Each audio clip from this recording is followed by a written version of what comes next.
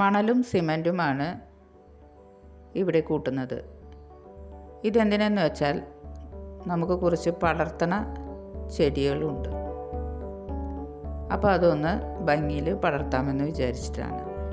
അപ്പോൾ അതിനായിട്ട് കുറച്ച് കമ്പികളൊക്കെ ഉണ്ടായിരുന്നു, അതൊക്കെ വെൽഡ് ചെയ്ത് പിടിപ്പിച്ചിട്ടുണ്ട്. ഇതിപ്പോൾ മണിമുല്ലയാണ്. മണിമുല്ലയുടെ മുട്ടുകളൊക്കെ ഉണ്ടായി തുടങ്ങി. ഇവിടെ ആദ്യമായിട്ടാണ് മണിമുല്ല മുട്ടിടുന്നത്. ഇതാണ് നമ്മുടെ നാളികേരക്കൊട്ട. പണ്ടത്തെ നാളികേരം ഇടുന്ന കൊട്ടയായിരുന്നു. അത് ഇപ്പോൾ വെൽഡ് ചെയ്ത് ഈ പൈപ്പുമേ പിടിപ്പിച്ചിരിക്കുന്നതാണ്. ഇതിന് പകരം കമ്പികൾ പിടിപ്പിക്കാം.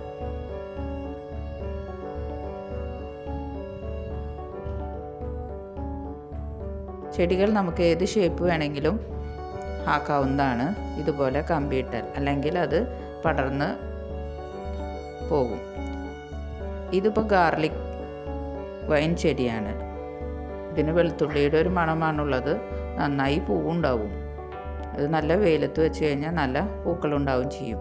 അപ്പോൾ അത് പടർത്താൻ വേണ്ടിയിട്ടാണ് അവിടെ വെച്ചിരിക്കുന്നത്. ഇനി നമ്മൾ പുതിയ 2 സ്റ്റാൻഡ് ഉണ്ടാക്കിയിട്ടുണ്ട്.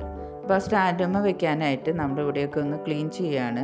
ചെടികളൊക്കെ ഒന്ന് മാറ്റി ക്ലീൻ ചെയ്യുകയാണ് ചെയ്യുന്നത്. ഇടയ്ക്ക് ഇതുപോലെ ക്ലീൻ ചെയ്ത് ചെടികളൊക്കെ മാറ്റി വെച്ചാൽ നല്ല ഭംഗിയായിരിക്കും. എപ്പോഴും ഒരു സ്ഥലത്ത് തന്നെ ഇരുന്നാൽ അത്ര ഭംഗി കിട്ടുകയില്ല. അപ്പോൾ ഇടയ്ക്കൊക്കെ നമ്മൾ ഒന്ന് ചേഞ്ച് ചെയ്യുന്നത് നല്ലതാണ്.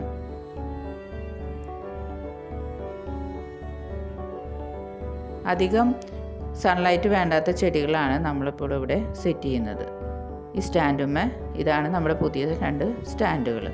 അപ്പോൾ ഇതുമ്മേ നമ്മൾ സൺലൈറ്റ് അധികം ഇല്ലാത്ത ചെടികൾ വെച്ച് കൊടുക്കാൻ വേണ്ടിയിട്ടാണ് ഇത് ഉണ്ടാക്കിയത്.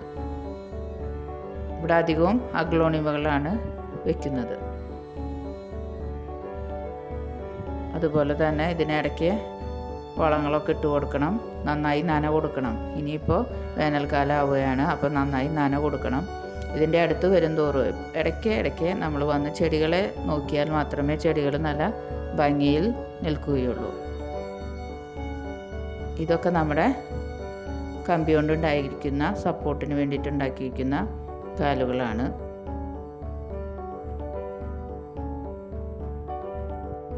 ഇനിയും കുറച്ച് ചെടികളുണ്ട് പടർത്താനായിട്ട്. പിന്നെ ഡ്രാഗൺ ഫ്രൂട്ടിനും ബൊഗെയിൻവില്ലയ്ക്കൊക്കെ കൊടുക്കാൻ വേണ്ടിയിട്ട് കുറച്ചുണ്ടാക്കിയിട്ടുണ്ട്.